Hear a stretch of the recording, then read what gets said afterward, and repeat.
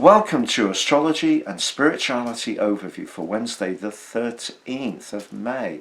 So what cards have you chosen today, Elisa? Today we're using the Nature Whispers Oracle cards. Let's see what these bring up for us. They're just absolutely beautiful. I love these cards. Oh, that one didn't want to come, so we just got to be a little bit patient. Right, the card that comes up for us says shift your energy.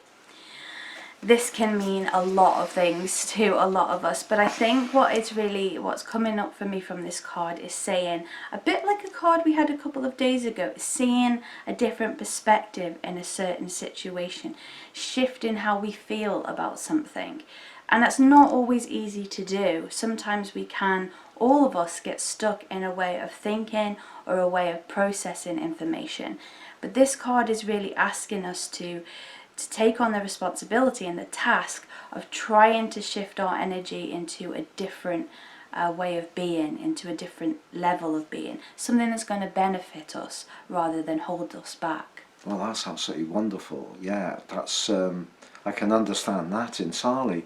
And today, Venus, the planet of love and affection, but also of money, which is less well known, which of course has been in shadow in the sign of Gemini, well, that goes into retrograde. So you can see this week has very, very much been about retrogrades. And Pluto was, of course, already in retrograde. So added to both Saturn and Pluto, we now have Venus retracing its steps. And this will go on through to the 23rd of June.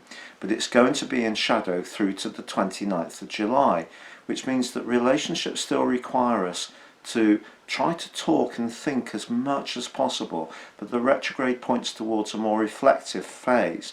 Also today, Mars moves an ingress into the sign of Pisces. It's been in the sign of Aquarius for 60 days. It now moves into Pisces for 60 days before making its way on the 28th of June into the sign of Aries, where it will be for that extended stay right through to the 6th of January next year, which of course is very rare, and that's all because of the retrograde for 66 days, which starts on the 6th of September. But Mars in Pisces is a very sensitive transit. Mars, of course, is the ruler of Scorpio, which is a water sign, but also of Aries, which is a fire sign. But for me, in the sign of Pisces, which is very much about reflection, I think it slows down the kind of more fierce drive, determination and desire of this planet.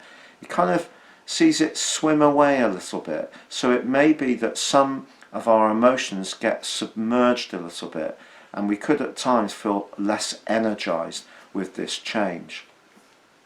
Very, very interesting. So shifting our energy might be a part of that as well. Linking in with the oracle card that you've chosen. Yeah. So big stuff going on this week. It's probably one of the most powerful weeks beyond what happened in early January of this year so far. Wow.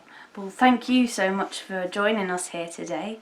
If you would like to read your daily horoscope, you can do so in the description box beneath this video. And if you'd like to become one of our Patreons, you can do so from as little as $3 a month.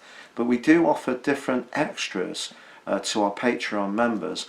And if you are already a Patreon member, we're so grateful. If you're already a patron, we're so grateful for your support. But for now, it's goodbye from me. And it's goodbye from her. Goodbye.